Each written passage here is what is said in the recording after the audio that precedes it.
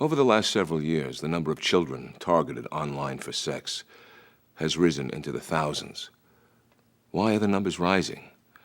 Well, some clues may be found in this true life story of an online relationship that turned into a tragedy for everyone involved.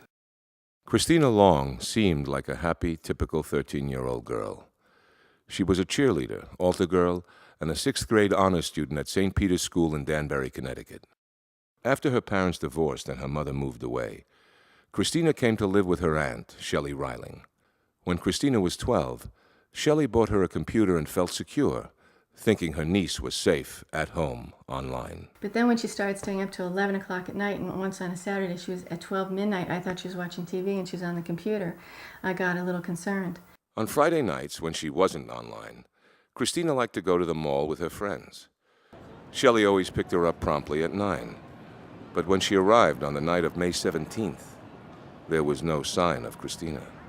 Waited, and in the first 10 minutes when she didn't show up, I was a little mad at her, because this was irresponsible.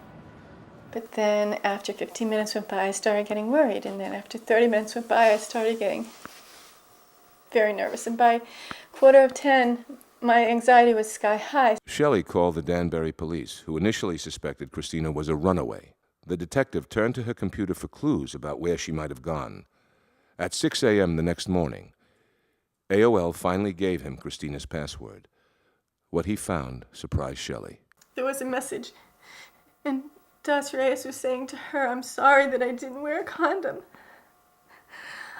And I was totally shocked to read that. Christina's email revealed she had been seeing 24-year-old Saul Dos Reis, who lived with his wife in Greenwich, Connecticut. More importantly, she had plans to see him on May 17th, the night she disappeared. Danbury police arrested Dos Reis, and after intense questioning, he led them to a nearby neighborhood.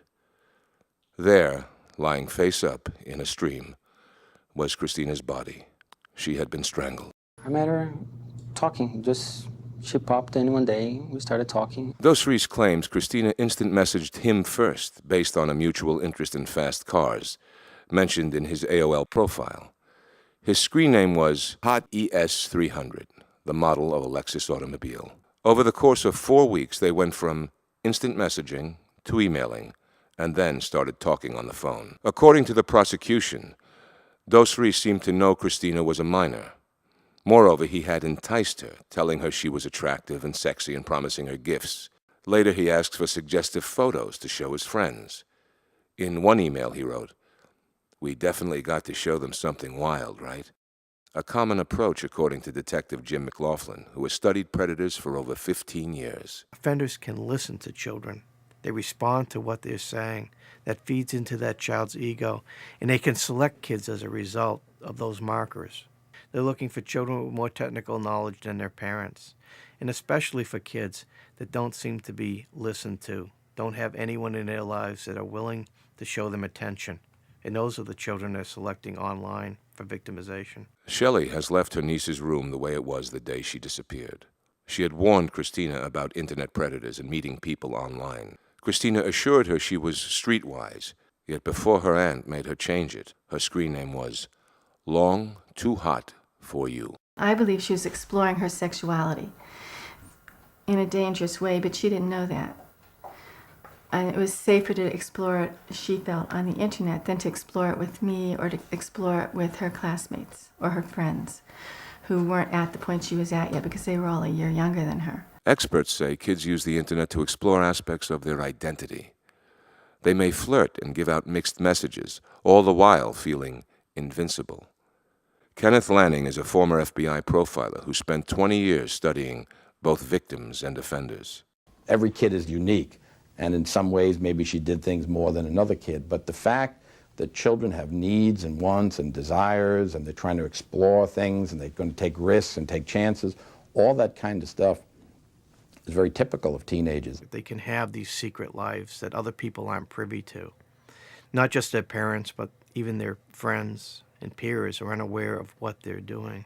Without the distraction of looks and status, Kids often feel an online relationship is a purer form of friendship. According to the Journal of Adolescent Health, in 50% of online exploitation cases, investigators believe the victims were in love with or felt close to offenders. Then there was a time when she said to me, Shelley, I think my friends on my computer I feel closer to than the kids at school, and that was another red flag for me. A child or teen may hear a parent's warnings about predators, but not see that this applies to someone they know online. And the disturbing truth is that many young victims are not forced or tricked into in-person meetings, but go willingly. That's the whole idea of why we protect children. We recognize that children want to eat too much candy, they want to do all kinds of things that they're not supposed to do, but because they haven't reached a certain age, we protect them. In May 2003, Sol Dos Reis was sentenced to 30 years in prison for manslaughter and second-degree sexual assault, and an additional 40 years on federal charges,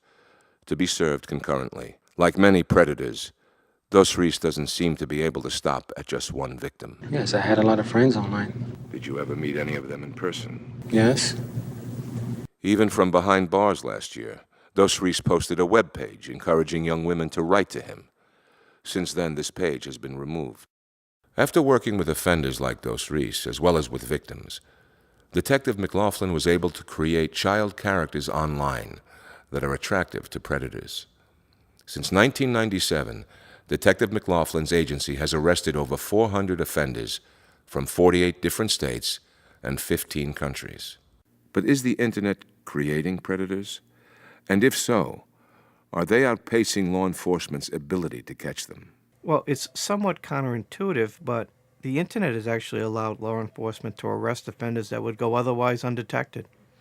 That the same technology that they're using to contact children, to have more access to victims, to distribute child pornography, also enables law enforcement to identify more people that are involved in this illegal behavior.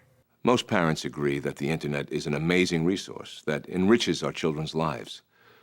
So the solution to keeping our kids safe should not involve getting rid of our modems or DSL connections. Parenting is never going to be replaced by software. Good parenting is something that takes place every single day through communication and interaction with their own children to avoid the pitfalls of their being victimized over the Internet. One of the safeguards we can take is to just be aware. For example, it pays to know the warning signs that your child may be developing an unhealthy online relationship.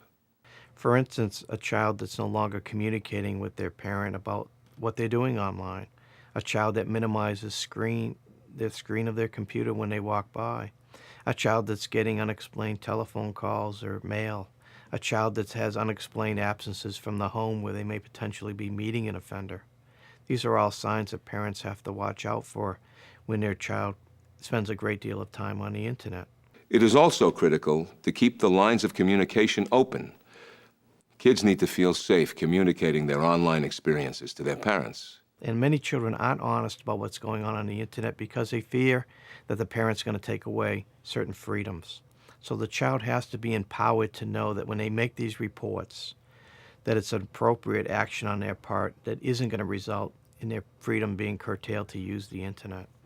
Be a part of your child's Internet experience, getting to know their online friends, just like you would their offline friends. Let them know that responsible adults do not proposition kids, and that this is a crime.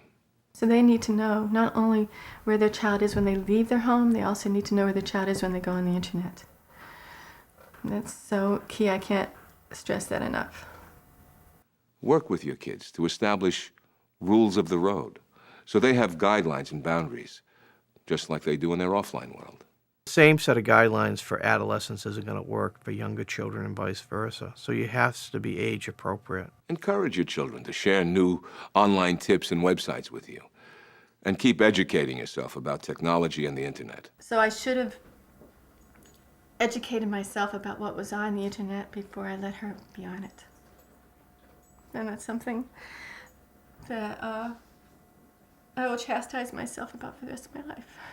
As you learn to keep your own children safer online, help get the word out to other parents. Join an iParent board in your community. iSafe provides free CDs with all the information you need to partner with other groups to give Internet safety presentations. and encourage all the schools in your community to implement the iSafe curriculum. As a parent of 5 children, including 2 teenage girls, I know that the internet opens up an exciting world. But I also know it's safest if our children use it in moderation. With iSafe education, youth empowerment, and especially with us parents as partners in their online experience, we can all help keep our kids safer on the internet.